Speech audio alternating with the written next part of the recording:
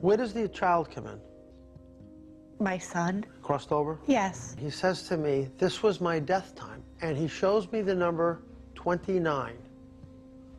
The 29th? Of December.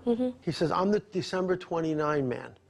Would that be your brother? That'd be your son? He goes, Mom, I'm the December 29th man. My son, Nicky, died at 18 of Ewing sarcoma, a rare cancer that affects children and teens. I have written an amazing book called Unconditional Love. I think it's a book that will help people that may be going through a similar circumstance in their life, to hear that other people go through it and they're not alone, and that there is hope regardless of the end scenario. It's important, and I think it'll speak volumes to people, especially coming from your perspective of the unconditional love. I personally lost a sister to cancer a couple of years ago, and I know what that pain is like. And just to lose a child, I could never imagine. It is the story that both changed my life and I know will help countless people. It is about being fully alive in the face of death.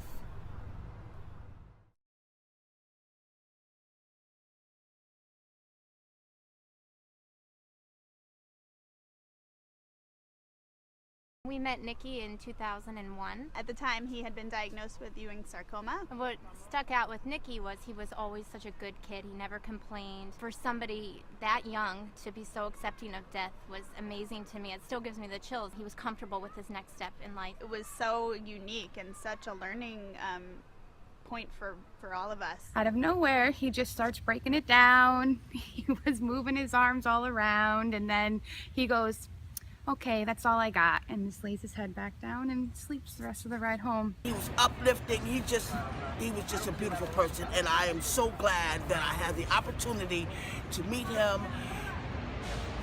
at his lowest time, because he gave me so much inspiration for that, and I love him for that. His friends were overwhelming. He was like the king. I say to myself, wow, what a good kid. Nicky lit the world around him with his joy and compassion till the day he left this earth, and his battle with cancer redefined what I knew love could be. When I met him, he was diagnosed with cancer and knew that his time was limited. But Nicky never acted that way. My favorite memory about Nicky is when Michelle decided to throw a 18th surprise birthday party for him. 18 years, don't they go by in a blink? I have no regrets, and I want you to feel the same. Our bond is unconditional. As I gave you life, I want you to live your life to the fullest every minute of the day. Now he makes the first putt. Say your name.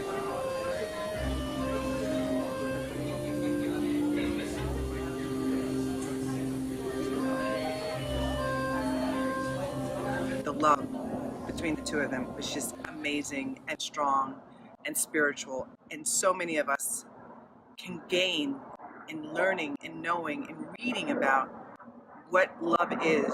It's an inspiring story about a selfless love that exists in all of us, because I see death in a new light.